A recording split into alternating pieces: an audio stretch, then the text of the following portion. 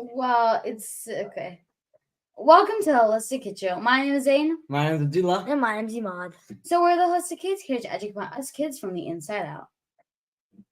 In the past 3 decades, childhood obesity in the U.S. more than tripled in adolescents and more than doubled in children. According to the latest national survey of children's health, 1 in 6 youth in the U.S. are obese. Worldwide, more than 340 million children and adolescents between the ages of 5 and 19 have obesity, and 39 million children under the age of 5 have obesity as well. That is a lot of kids, but why does that even matter? Well, because obesity is often considered a cause of other chronic conditions like type 2 diabetes and some forms of cancer and heart disease, according to the WHO, 4 million people die each year as a result of obesity. So obesity is actually very harmful to our brains, bodies, and our immune system, and can often cut years off our life. And our junk food and overprocessed industrialized, westernized global diet is also very responsible for taking the lives of 11 million people each year. This is a serious problem, and remember, food is the single most powerful tool that impacts our brains, bodies, and our behaviors. So our food regulates trillions of biological processes that occur every second. Good foods make us strong, while bad foods make our bodies work like junk. But unfortunately, the foods that we're eating are actually killing us and destroying the future. That is so scary. So what foods will destroy us? Because most of us are eating without even thinking about it.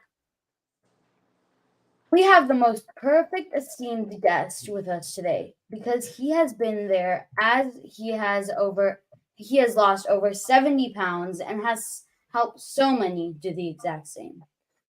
Today we are joined with us Dr. Stephen Gundry, who is a cardiologist, heart surgeon, medical researcher, podcaster, and is a New York Times best-selling author of multiple books. His mission is to improve health, happiness, and longevity through a unique vision of human nutrition.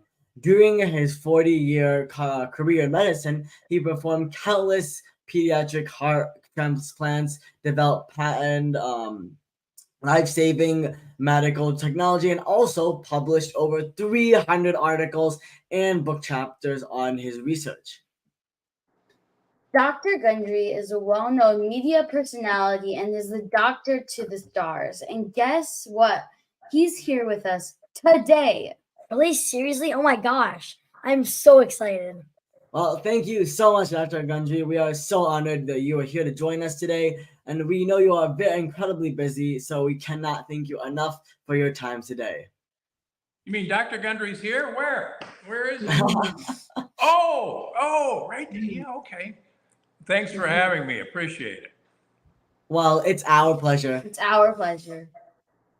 So, Dr. Gundry, most doctors don't even think about what food we eat. So, how did you go from a heart doctor to one that actually talks about nutrition to help their patients heal? We would love to know your story. Well, way back in the dark ages, when I was in college at Yale University, we got to design our own major. And my major was human evolutionary biology. And what I wanted to find out was how you could take a great ape and manipulate its food supply and its environment and figure out how you'd arrive at a human being. And apparently my research was pretty good because I got an honors and, gave my thesis to my parents and went off to become a very famous heart surgeon. But the idea that food might have determined how we as humans came about has always intrigued me. So about 30 years ago, when I was a big fat guy, even though I was running 30 miles a week and going to the gym 1 hour a day and eating a healthy low-fat diet, I met a gentleman from Miami who cleaned out all the blockages in his coronary arteries with changing the foods he ate and taking a few supplements from a health food store. And it was the most amazing thing I'd ever seen. I had been taught that that was completely impossible. But then when he started telling me about the foods that he had eaten, then amazingly enough, when I applied those foods, which was what I had learned from my research in college on myself, my weight just started falling off and all my health issues went away. So I started teaching my patients how to eat. And lo and behold, if they adopted what we asked them to do, the same good things happened to them. So that's how I got started. It's amazing how like almost all the guests we talk about have kind of a very similar backstory where they had a disease or they had a problem and they wanted to find a way that didn't require them being on medications or being depressed and like unhealthy for the rest of their life. So they decided to look for different alternatives, and they were able to find holistic medicine, which is what we talk about on this podcast. And it's amazing how you were able to find that and then apply it to yourself. And you lost, well, like we said, a lot of weight, right? Yeah, 70 pounds, and I've kept it Wow. off now for 25 years. So pretty good. Well, that's amazing. I mean, you're so inspirational.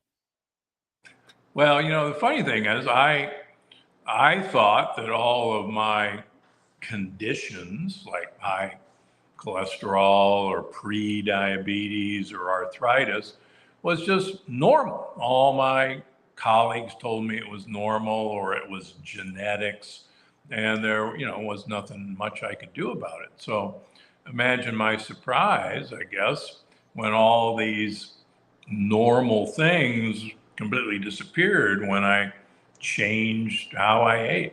And so these things that we assume of getting older is normal are not normal at all. Yeah, and I think a lot of people also face the same, like idea with that. Like a lot of people in our class, right? They think that asthma is normal. These allergies, they're normal. The fact that I'm having a headache, it's just normal, right? And that's why we like to tell people, if you actually started trying changing that, then there's a lot more that where you would feel a lot better. Yeah, none of these things are normal. No one is supposed to have asthma. Nobody's supposed to have a skin rash. In fact, you can certainly catch a cold. We haven't figured out how to prevent that, but you can certainly have a cold that's very mild rather than something that winds up putting you in the hospital. So all of these things are not normal, and certainly I take care of a number of kids and teenagers with autoimmune diseases. Like asthma is an autoimmune disease, eczema, skin rashes are autoimmune diseases. And I take care of a lot of kids who are overweight and obese. And I have 8-year-olds who are type 2 diabetics, and that's not normal. So, definitely.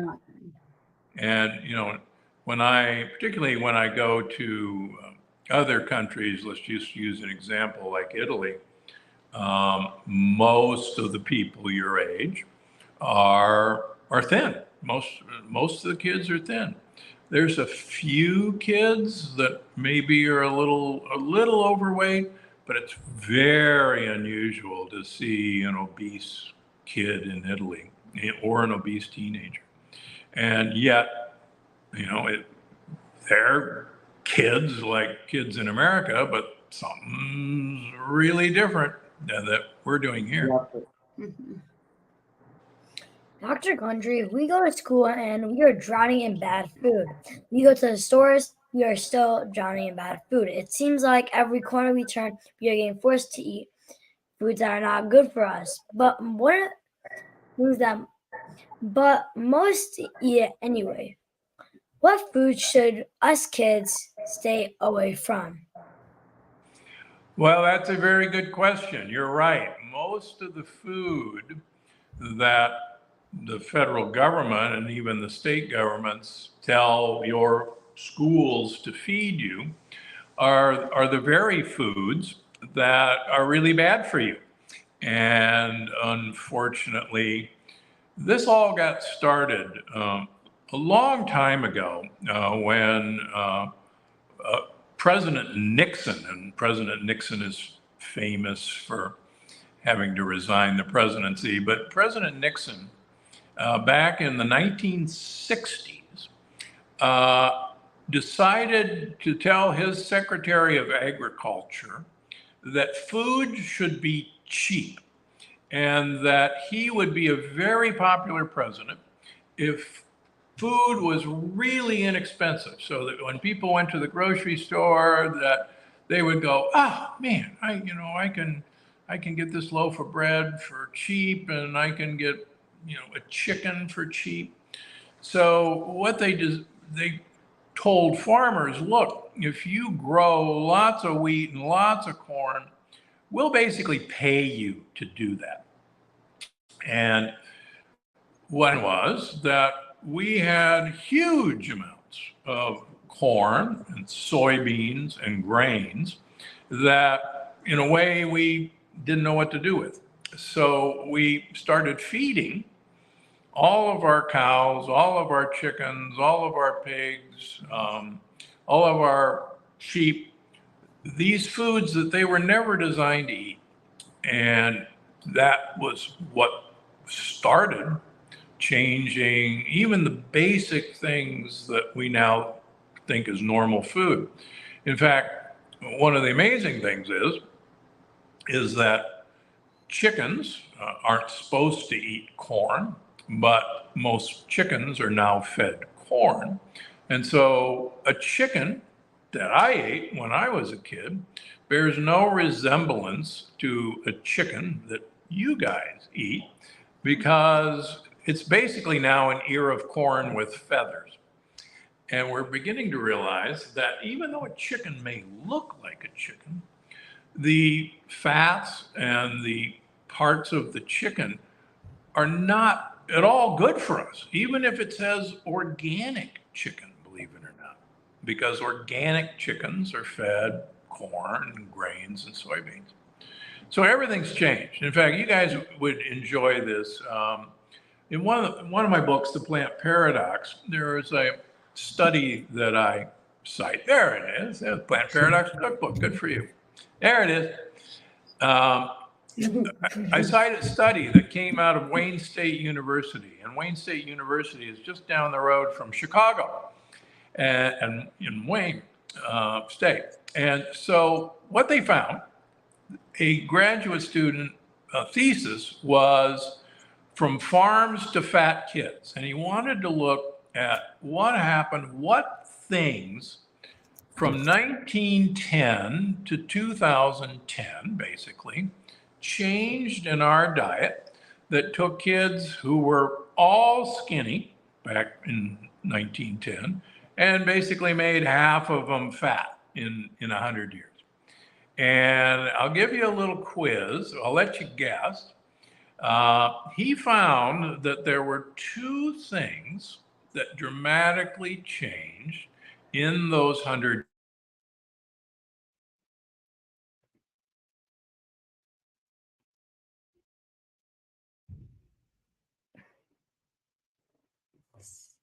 Care to make any guesses? You cut out for a second. Okay, care to make any guesses? Yeah, what would you think were the two things that he found that changed from 1910 to 2010 that directly correlated with kids getting fat? It'll surprise you. Pesticides? Well, believe it or not, up until around 1960, there really weren't any pesticides. But you're right, pesticides now, and particularly herbicides like glyphosate, is one of the major problems. But it's even more, it's simpler than that. But good guess. And I agree with you. Pesticides are mischievous. What kind of foods? So pesticides not a food. Oh, food. Grains. What foods do you like to eat? If you go, Mom, man, my favorite food is blank. Grains and dairy, right? Yeah, well, it turns out that there's one type of food that's made from grains that correlated perfectly with kids becoming obese. Bread. Comes from Italy. Oh, pasta. Pasta. Pizza. Oh. Pizza. Pizza is one of the two things that directly correlated with kids becoming fat. Now here's the other surprising one. Okay, so pizza is one of two things. Now this one, when you first think about it, shocks me, shocks you, but when you think about it more, what animal product has dramatically increased that we would eat over the last 100 years? I know you haven't been around 100 years. Luckily, neither of us.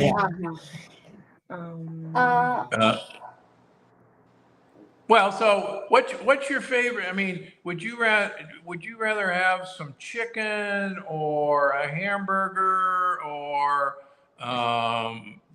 pork ribs? I'll just give you an example. Like beef. Yeah. Turns out that chicken consumption is the second. About that, yeah. Yeah. Nobody. I'm actually old enough to remember. I grew up in Omaha, Nebraska, kind of near Chicago, and a lot of our neighbors were farmers, and chicken was actually a farm animal.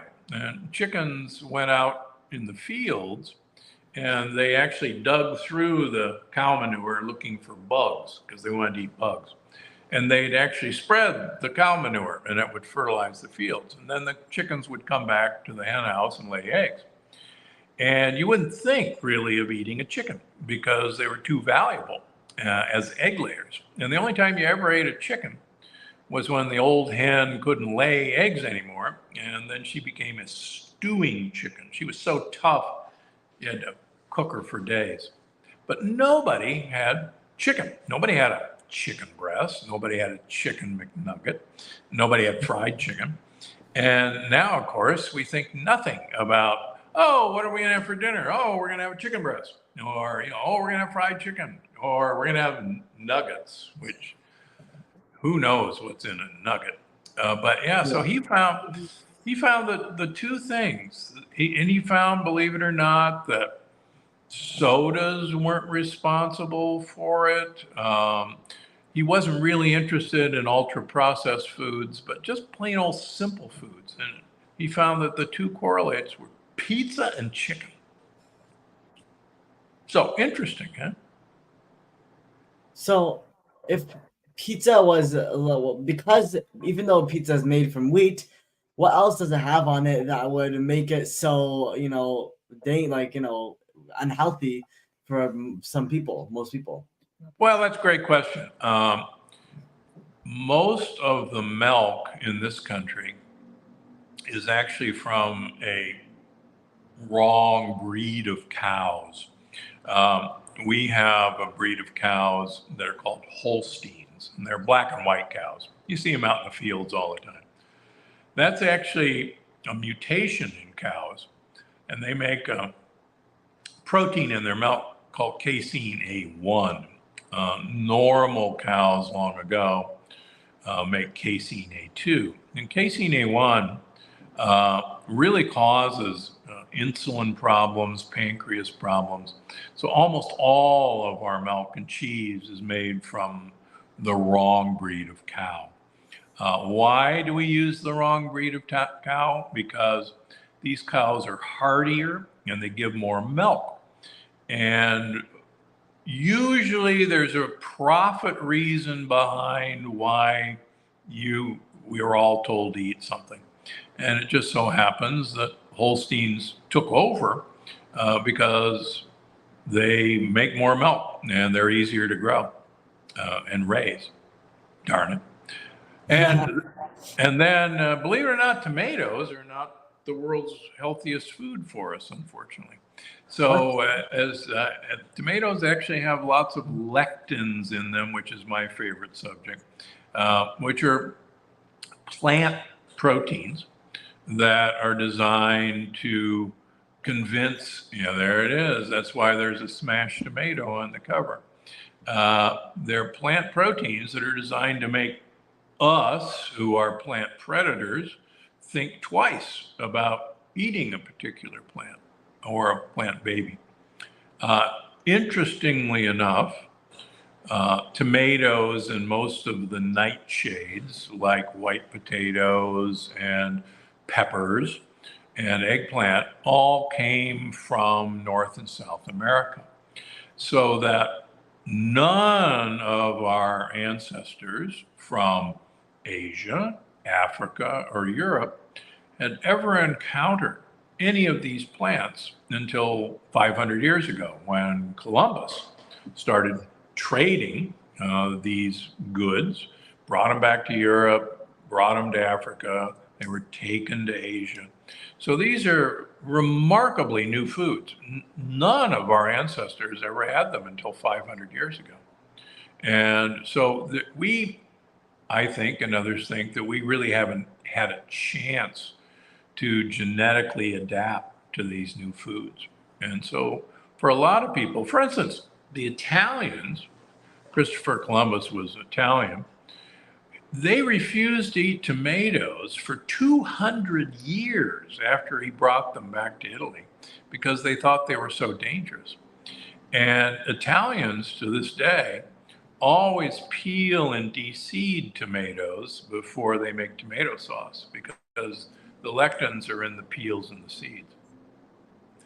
In fact, I'll tell you a funny story. I have a mother, and my mother her mother was French, and her mother always peeled and de-seeded tomatoes before we ate them.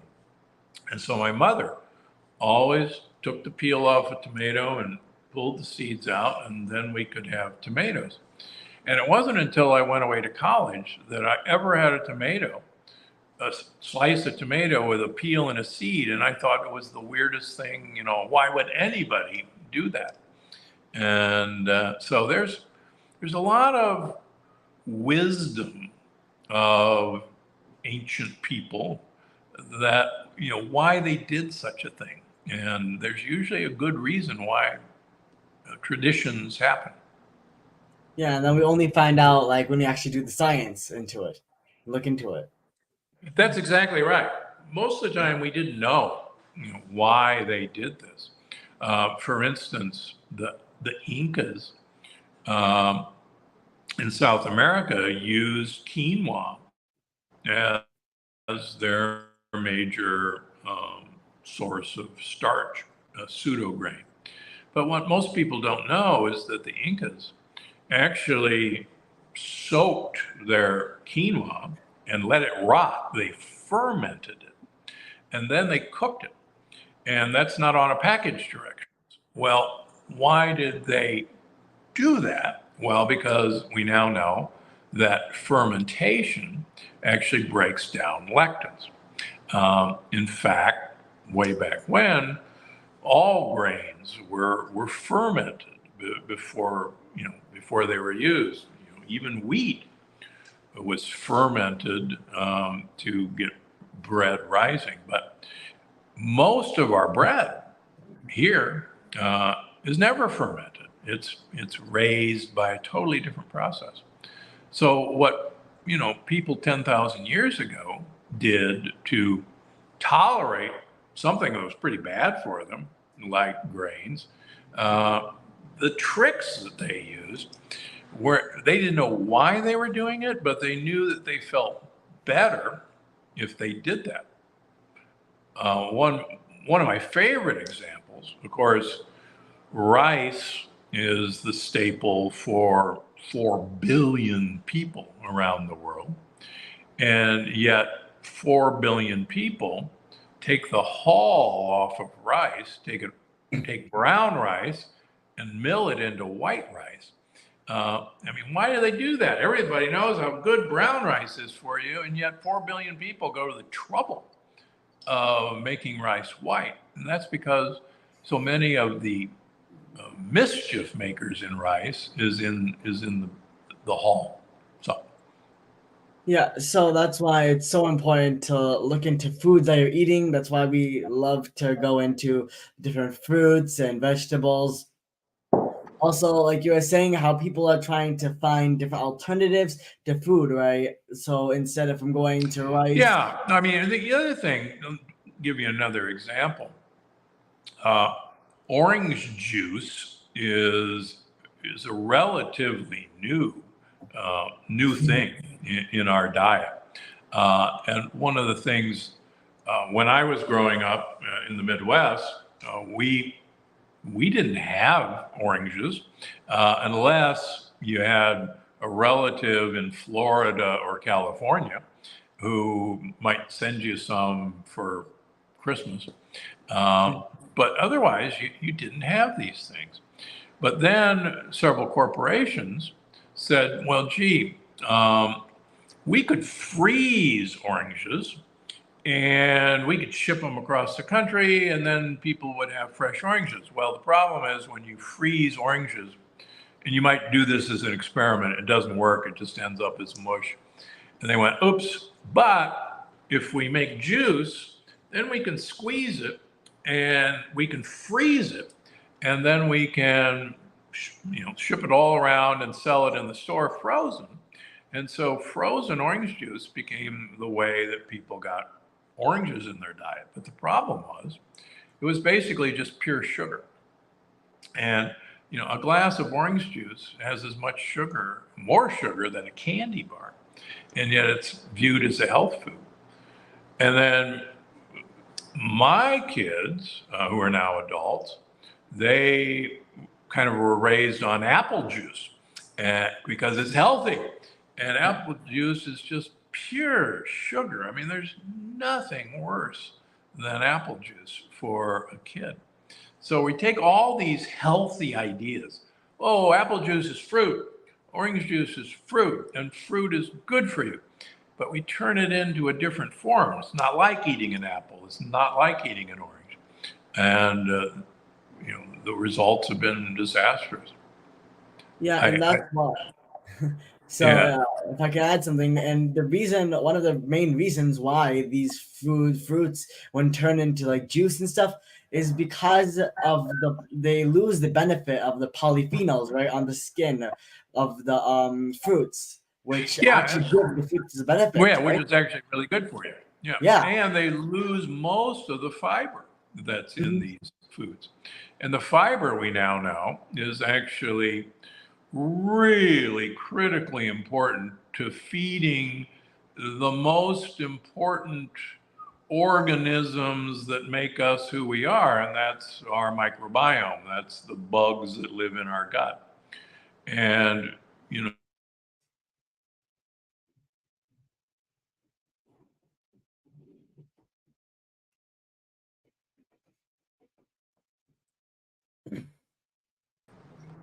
we're back. Yeah, Okay. So one of the things that we've learned, just actually as you guys have been born, is the existence of these 100 trillion different microbes that live in us that actually control everything that's going to happen to us. They control our mood, they control our brain, how well we think, and they're in complete control. And they have to have all this fiber to eat. And way back when, that wasn't a problem. They got fiber to eat as we ate it. But now, just like juices, there's no fiber in juices. Just like processed foods and ultra processed foods. There's no fiber left. So we might get enough nutrition, calories, but the gut microbiome, what I call the gut buddies, they're starving to death. And they're actually sending messages to our brain saying, holy cow, we're starving. You should eat more food, because I just know that when you eat more food, we'll get some fiber and we'll be fine. And we keep eating food that has no fiber. And these guys keep telling us, go eat more things. And we do. And we blow up. Because then, whenever then you are basically feeding the bad bugs at that point, That's exactly right. And research now shows that those bad bugs actually send text messages up to your brain, seriously, and says, hey, get me some more sugar, get me some more saturated fats. That's what I want you to find for me. And they literally hijack your brain. And, they're whispering in your ear, yes, that donut would be really good. In fact, 2 of them would be even better. And why don't you pitch a fit so that mom will give it to you, because she can't stand you being mischievous. Yeah, that's why. But you wouldn't do that, I know. Yeah. No. So we were talking about how to avoid like fruit juices, and like chicken and tomatoes, and like not to have these foods all the time, right? Right. So yeah, there's nothing wrong. Go ahead. So why are lectins actually bad for you? And do they only just contribute to obesity, or do they really is that their main problem? Well, yeah. So obesity is just one piece of this problem. Long ago, part of our gut buddies, our microbiomes, were really good at defending us against lectins. They ate them. They thought they were delicious. In fact, there are bugs that enjoy eating gluten, which is one of the lectins in wheat. Unfortunately, we've destroyed much of our microbiome through the antibiotics that well-meaning doctors gave me, you. That's number one. Number two, 70% of all the antibiotics that are used in the United States are fed to our animals. And what we didn't know is that those antibiotics are in the flesh of the animals we eat. And so those antibiotics in the flesh of the animals also kill off our microbiome. Now, there's lots of other things that do the same thing. Glyphosate, Roundup, is really good at killing off our microbiome. And I talk about this, the 7 deadly disruptors. But the point is, we used to have a pretty good defense system against these plant toxins, but now we're sitting ducks. And so what these toxins do is they actually cause what is called leaky gut. And I've found that most of our autoimmune diseases, which is rampant, are caused by leaky gut. And my research has shown that if we take lectins away and do other modifications, you can reverse over 90% of all autoimmune disease and reverse leaky gut. And to me, that's exciting, because I can take a young person with juvenile rheumatoid arthritis or psoriasis or Crohn's disease or ulcerative colitis, and they're kind of wasting away, and ask them to take some of their favorite foods away from them. And lo and behold, within a few months, their pain goes away, their autoimmune disease goes away, they start gaining weight. And, that's, I see patients still 6 days a week. And again, that's why I do it, because it's a real treat to me to see a kid who's kind of starving to death from an autoimmune disease, get back to a normal weight, get off of these medications that they're on, and become a happy kid again. And that's why we love to educate people about this, so that they can live healthier and better lives, because it really just improves your life a lot. Yeah, and not a day goes by that I don't get to see this happen. And it's people, unfortunately, as anyone who watches TV knows, most of the ads we see on TV is all these happy people with autoimmune diseases or diabetes who are on transplant drug medications that I used as a heart transplant surgeon.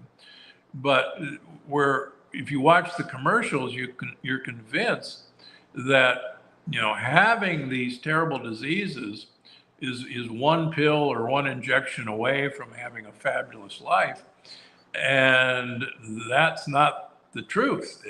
These are dangerous drugs, and whenever I see a patient on these drugs, and I see them all the time, I tell them, look, I didn't do a heart transplant in you. I didn't do a kidney transplant in you. What the ding dong are you doing on a transplant drug to get rid of your asthma? And they go, oh, I don't know. So yeah, and there's just simple food choices that can be made that can get rid of these things, or never get it in the first place. Yeah. So this has been amazing. Amazing. Amazing. Amazing.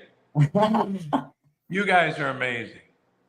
You're also so amazing. So thank you so much, Dr. Gundry. This was such a powerful podcast episode. Thank you for all the amazing work you're doing.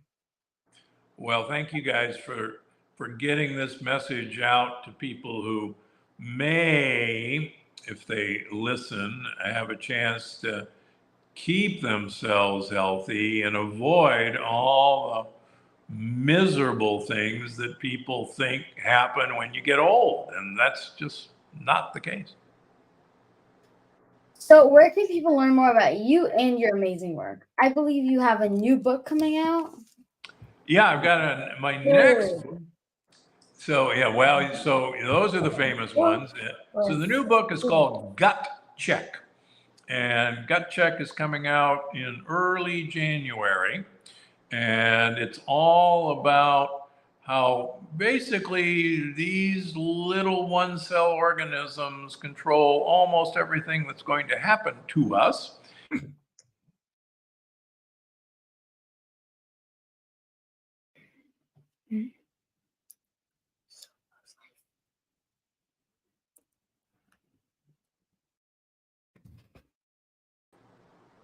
We're back one more time. And if we give our gut buddies the foods that they want to eat, then they'll return the favor and they'll take care of us. Because one of the things we've learned is that we are the home for these little creatures and they want to stick around. And so if we give them what they want, they will keep their home in tip-top shape. And so for me, giving them what they want is going to give me what I want. So remember that we have bacteria and microbiomes and things living in us that also eat and also need to be kept alive, and so that's why we need to feed them right so that we feel better. Yep. Yeah. Feed them right, and everything else will be great. So that was so empowering. Everyone, make sure to follow Dr. Gundry on social media. All his books are a must get. So let's recap Dr. Gundry's key points. We children are at a critical phase where our bodies and brains are growing and developing. Bad foods like lectins and fake foods are destroying the balance of our gut microbiome, which leads to inflammation and imbalances our hormones. These bad bugs are making us want to eat more sugar and tell us to eat more and to find more fiber. But these bugs are actually hijacking our brains to tell us, oh, keep eating these bad foods because it feeds the bad bugs. So these foods are destroying us with every single bite we take. Remember, food is the single most powerful tool that impacts our brains, bodies, and our children's behaviors. If your symptoms are not normal, and they can completely go away when you change your diet to something that really nourishes you. Also, once you take away lectins and junk food out, then you can really heal your diet. Most of the food that the government tries to feed us is not good for us. There was a direct correlation between the pizza and chicken correlated with increased weight. Also, we are not just eating the same way our ancestors ate. We are eating more fake foods and lectins than ever before. Lectins are a large family of proteins that are found throughout the food supply, but are especially common in tomato, seeds, peels, and grains. Fermentation and pressure cooking breaks down lectin and makes it a lot healthier for you to eat. Exactly right. We kids are drinking the wrong milk, as most of the milk is from A1 cows that aren't good for us, and tomatoes contain lectins. Yeah, that's why you can always switch to better alternatives. Like we have almond milk and walnut milk. There's so many different options than just cow milk. Yeah. And remember, milk doesn't do our body good. A lot of people are sensitive to milk, so always check with your doctor to see if you're sensitive to milk, and always try to cut back.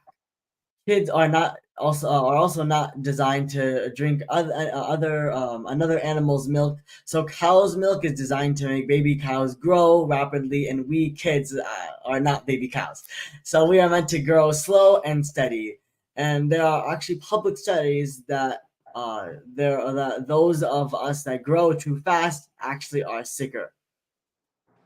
Yeah, kids- go ahead. No, you can go. Okay. Kids should also not be drinking fruit juice, as it is packed with fructose and is just pure sugar. Whole grains can be very inflammatory, so we need to stop eating cereals in the morning. So juice and cereal in the morning is destroying us. Thank you so much, Dr. Gundry. We know you are incredibly busy, so we are so honored that you could join us today. Well, thanks, guys. Keep up the good work. Keep preaching the message. Well, it's our pleasure. It's our pleasure. All right. Let's all go have a pizza. Ha, ha, ha. And So, thanks everyone for tuning in. Until next time, I'm Zansari. I'm Abdullah. And I'm Mom. Follow Family 9 on social media, Holistic Momsy, and look at it from a mom's book. She has written a lot of them, like Dr. Gundry. Absolutely.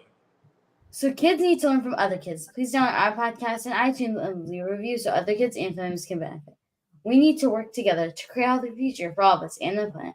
Join us next week for another episode of The Holistic Kitchen, where kids are empowering kids. Thank you, everyone. Thank you, everyone. Bye, everybody.